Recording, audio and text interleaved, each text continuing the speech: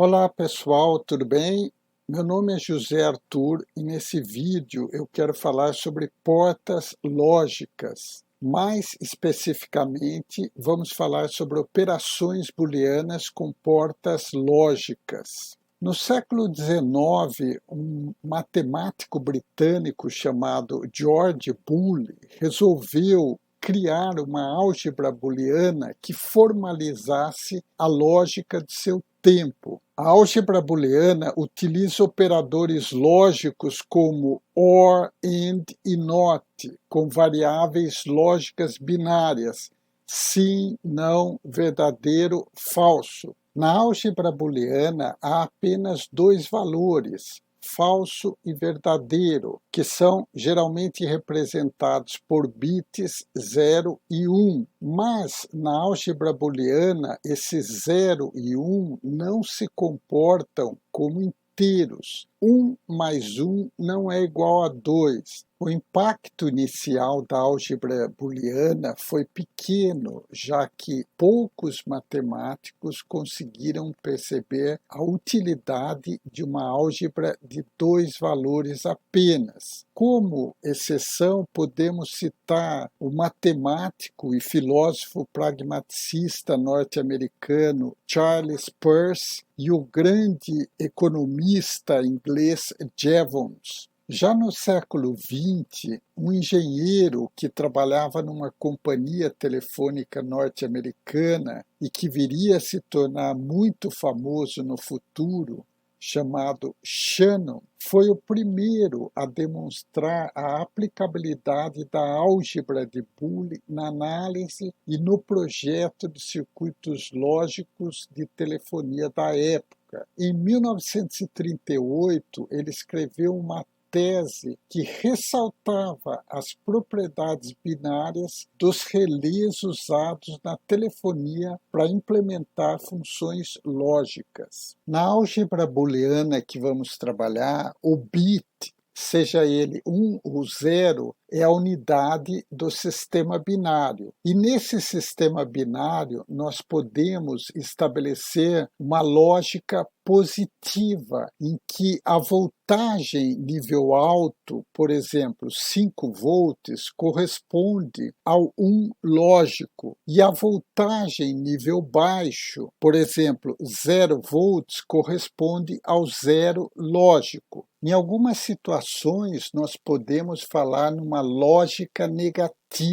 em que a voltagem nível alto, por exemplo, 5 volts, representa o 0 lógico, e a voltagem nível baixo, por exemplo, 0 volts, representa o nível lógico 1, ou seja, o termo negativo nesse contexto significa que as entradas são definidas para estarem no estado ativo ou acionado quando em 0. Ao longo do curso, nós vamos demonstrar que, em muitas situações, é mais conveniente ou mais seguro acionar um dispositivo ou uma porta lógica colocando 0 volts na sua entrada e não 5 volts. Nós vamos também, ao longo do curso, falar em códigos, combinação de bits para representar números,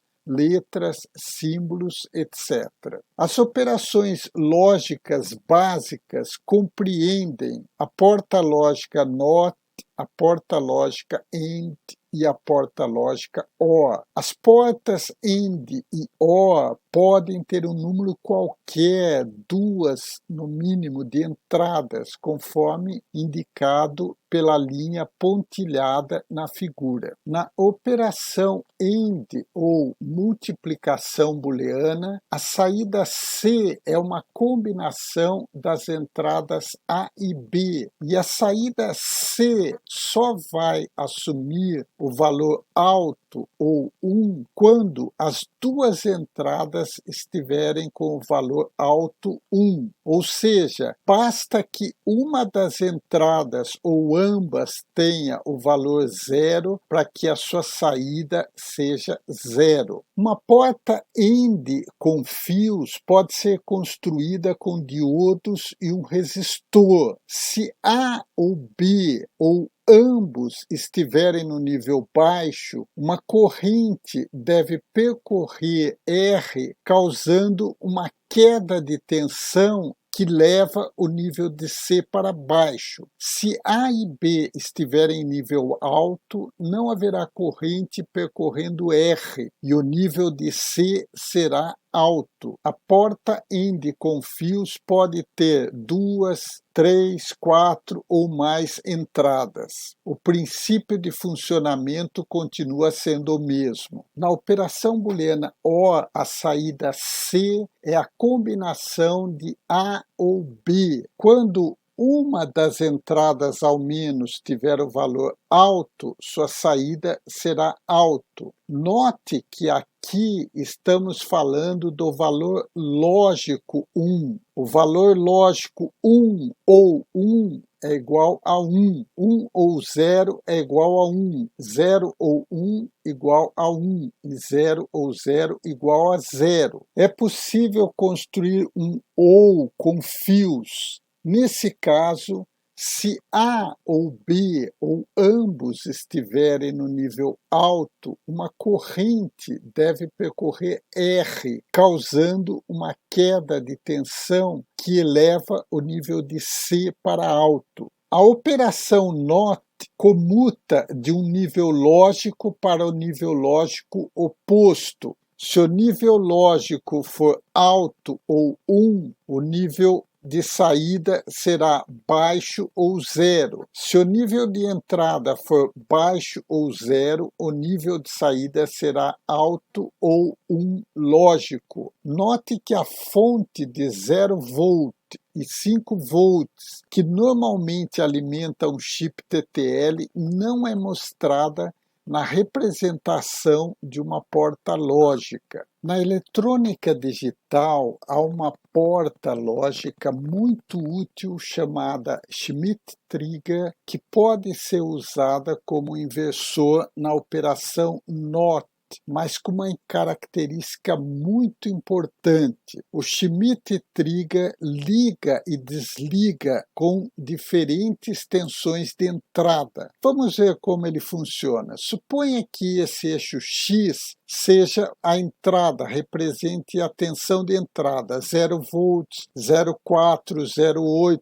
1,2. E esse eixo Y represente a saída, ou seja, 1, 2, 3 volts. Então, no funcionamento do Schmitt-Trigger como porta inversora, ele tem o seguinte comportamento. Quando na entrada temos 0 volts, a sua saída é o nível alto, como representado aqui em cima. A tensão, na medida que ela vai subindo, 0 volts, 0,4, 0,5, 0,8, 1 volt, 1,2 volts, 1,6 volts mais ou menos. A partir desse valor, a porta lógica Schmitt-Trigger interpreta que a entrada mudou do nível baixo para o nível alto. Como a partir de 1,6 volts a entrada agora é nível alto, a saída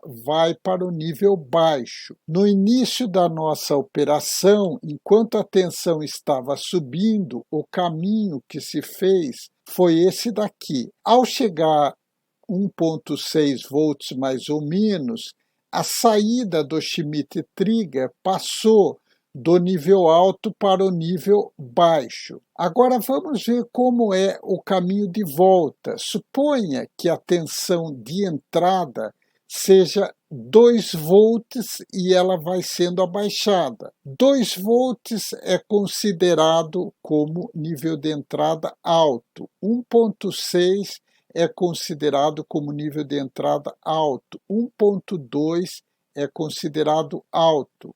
Até aproximadamente o valor de 0,8, quando a entrada é considerada nível baixo. O caminho de volta é esse ilustrado aqui. Note que a tensão de liga e desliga é diferente. Essa porta lógica Schmitt-Trigger usada como operação NOT tem muitas utilidades práticas. Uma delas, por exemplo, aqui nós temos uma tensão de entrada variando lentamente ou variando pouco em torno de uma tensão de limiar VT+.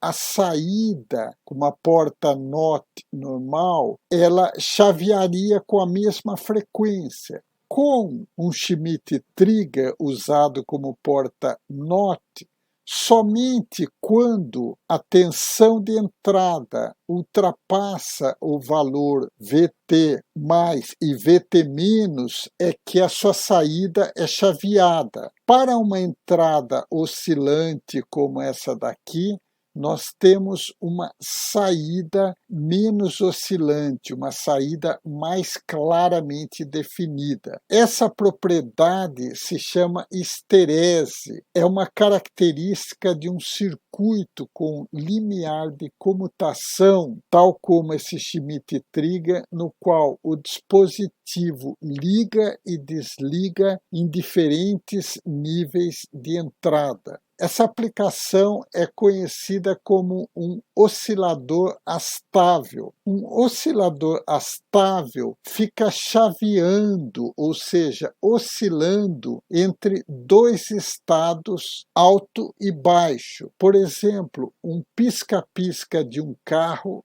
pode ser considerado com o comportamento de oscilador astável, ou seja, oscilando entre dois estados. Nessa nossa aplicação, nós temos um capacitor dimensionado de tal forma que o circuito tem o seguinte comportamento. Suponha que inicialmente o capacitor esteja descarregado. Portanto, se a entrada da porta NOT 7414 está no estado baixo, sua saída vai para o estado alto e o capacitor começa a se carregar por esse caminho de retroalimentação. Quando a carga do capacitor chega a 66%, a saída do 7414 muda para baixo e o capacitor começa a se descarregar até atingir o valor de 33% de sua carga, quando então sua saída volta para o nível alto. Nessa transparência, nós vemos uma tabela com uma fórmula empírica usada para calcular a frequência de saída dessa onda quadrada, alterando os valores do resistor R e do capacitor C para diferentes famílias. A família 74LS se refere à tecnologia Low Power Schottky e a família 74HC se refere à tecnologia CMOS. Outro tipo de porta que vai ser muito útil em nosso laboratório é a porta NOT com coletor aberto. Essa porta NOT